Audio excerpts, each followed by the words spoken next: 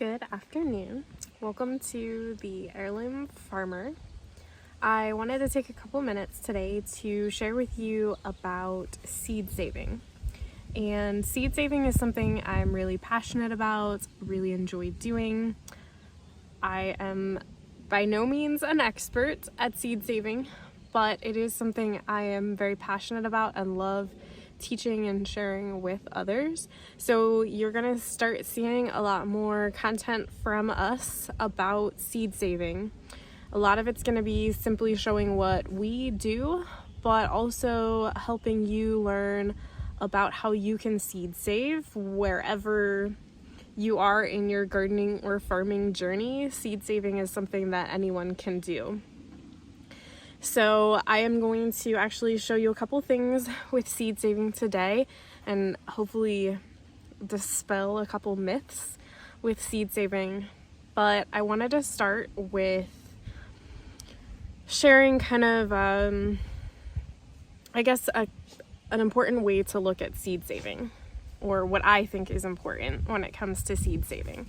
So if you are saving seed as a commercial grower, if you're saving seed to sell or preserve a specific variety, there are a lot of rules to follow. A lot of precautions you need to take. You need to observe specific distances between plants, numbers of plants. Like, there's a lot. It can get overwhelming and complicated. And I think this is why a lot of people are kind of scared of seed saving, because they've heard about some of these rules and they think, ugh, yikes, I can't do that. That sounds intimidating. I am not interested in doing all of these crazy things just to save seed. I'll just keep buying my seed. Again, if you are doing this commercially and if you're really getting into saving seed, or if you're doing this to sell or preserve a specific variety, absolutely. There are rules you should follow. There are things that you need to know and do. And for some of the seeds we save, we are very particular. But it's really not that complicated. And if you are saving seed for yourself or just to share with friends, it's really not that complicated, and you don't need to follow a bunch of rules. And that's kind of what I want to share with you and show you today and throughout a lot of the content that we share throughout this growing season, is kind of focused on the seed saving that is kind of low stress and fun.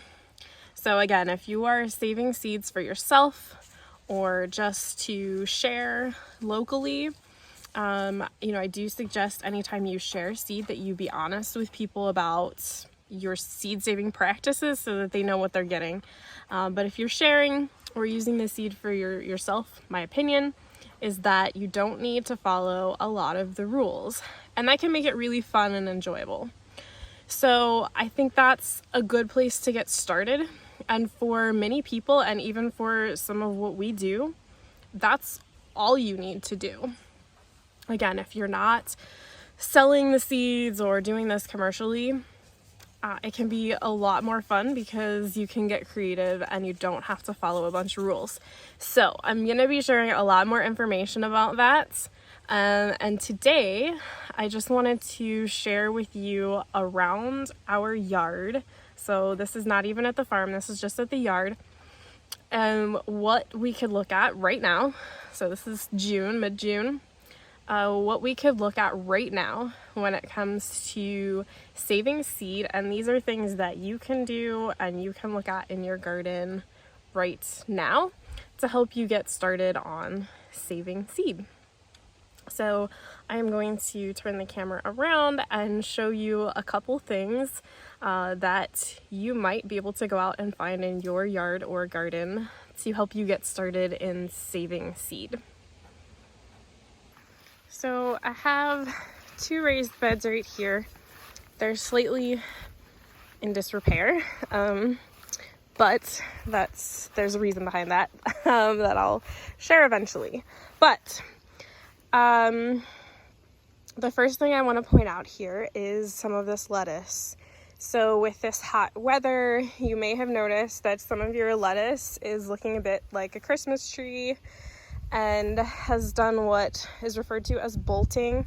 And you can see this this lettuce, I think this was a Dutch variety here, is about to flower. So if you are interested in saving lettuce seeds and have some lettuce in your garden that looks like this, go ahead and let it flower.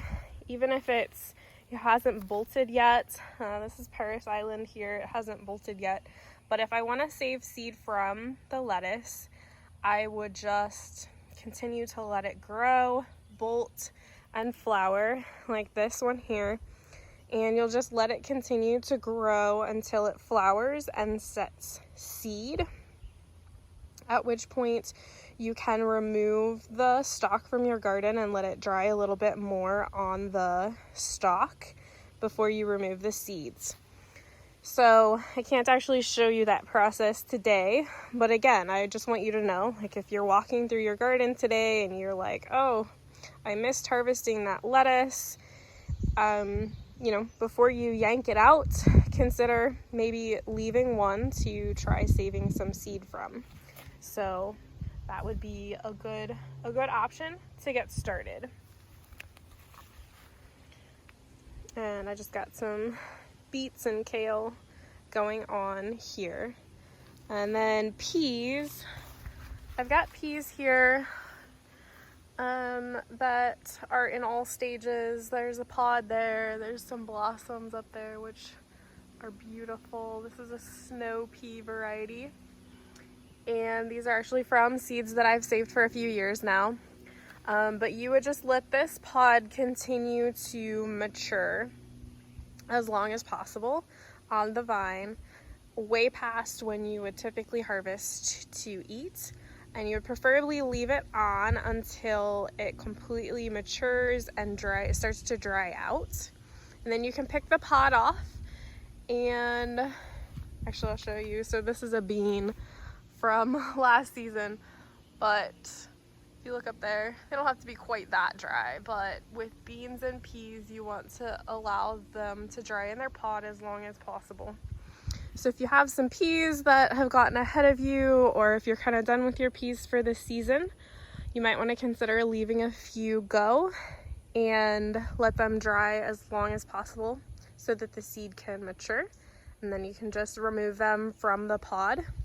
And it's really that easy to save seeds from peas. So that's really all I have here at the moment for vegetables. Oh, wait, not quite true, kind of. Over here, I have caraway. It's a little crazy, but caraway is an herb. It's kind of known for flavoring rye bread, and I will actually harvest a lot of this. And you use the seed pod. That's what you actually use in the bread. So I will harvest a lot of that to use in bread, but you can also save it and use it as seed. But I have just left it here for several years, and it has reseeded itself for many years. But if you wanted to collect it, or if I wanted to collect it to share with someone, I would just continue to let it dry out on the plant as long as possible, and then once it starts to turn brown and they're really dry, then on a good dry day I would cut those heads off and take them inside to continue drying out before putting them into storage. So yeah, just walking around your garden and looking to see what's going to seed in what stages your plants are in is a good way to learn what you can start saving. Now, I want to take you up here. This, again, it's not a vegetable, but I saw this the other day, and I'm excited. I'm going to save some of these. But I noticed this the other day. Well, two things actually. So this is a bleeding heart, and right there it has seed pods. Actually has a bunch of seed pods, and I am gonna let them continue maturing until they start to turn brown and dry out. If my video would focus, you could see this one's starting to turn. So probably in a week or so, they will be mature enough to save. I have this one's pink, and then I have a white bleeding heart I'm going to save seeds from. And then poppies. So I have poppies right now that I'm just letting dry out a little bit longer till they start to turn brown. And then the seeds of the poppy are in the seed head here. So I'm planning to save some of those seeds as well. I don't know if there's anything else in this bed that I can show you, but a lot of times we think seed saving is for the fall. However, there's a lot that you can be seed saving from now or very soon. This is not even close, but I'll show you. This is echinacea, and echinacea is super easy to save seeds from. I think that's all I can show you at the moment. But I just encourage you to take a walk around your garden or yard today. Coffee in hand is always an excellent option. And see what you have that you can start saving seeds from. And if you're using them just for your own use, it's okay to just save what you find and experiment a little bit. You might occasionally get seeds that don't germinate or don't produce well, but you might also end up with something super cool as well. So I just want to encourage you to get started with seed saving, try it out, and take a look around and see what you might be able to get started with today. So I hope you enjoyed this. Like I said, I will be sharing a lot more information coming up about the farm, about seed saving, and about some of the projects that we have been working on. I actually have a seed related project I've been working on. I might be announcing very, very soon. I am really excited about it. So I hope that you will follow along for our next adventure. Thank you and God bless. Alright, so I knew as soon as I turned the camera off, I would see something else to show you. Here I have columbine. This is a beautiful purple columbine. You can see there's one blossom still hanging on there, but then you can see all of these seed pods.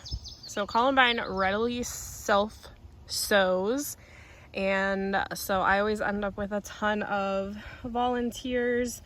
So I usually just will watch, and then if I want to move them, like I'll dig up the little plants and move them around. But you can also collect and save seed. So if you have one that you particularly enjoy the colors of, and you want to save the seed so that you can have, ensure that you have more. If you want to share some with friends, if you are moving and it's the wrong time of year to take the plant with you, there's a lot of reasons why you might want to save seeds from a plant, even those that readily self-sow, or even some of the perennials that you can easily divide. There might be a number of other reasons that you would want to save the seed. So again, with the columbine, I'll just continue to let these pods dry.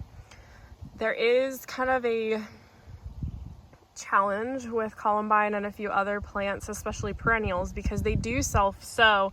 These pods will actually split open and the seeds will start to fall out. So even if that happens, you can usually still find some in the pods, but this is one you'll just want to watch it closely check on it, you know, every few days, nothing crazy, but just check on it every so often and see how dry the pods are getting. And then once they're brown and starting to dry out, you can go ahead and cut them off and move them inside so that you can collect those seeds. Okay, now I think that's it for now. Although I can always show you more, but we'll go with that for now. So again, thank you and God bless.